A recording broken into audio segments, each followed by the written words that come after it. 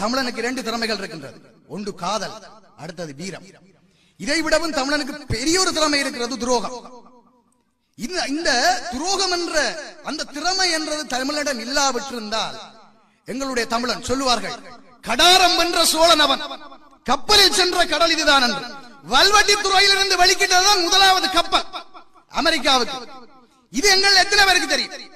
உலகத்தை ஆட்டி போட்ட மாவீரன் ஹிட்லர், அவனை எதிர்த்து கதைச்ச ஒரே ஒரு தமிழன் செண்பகராமன்.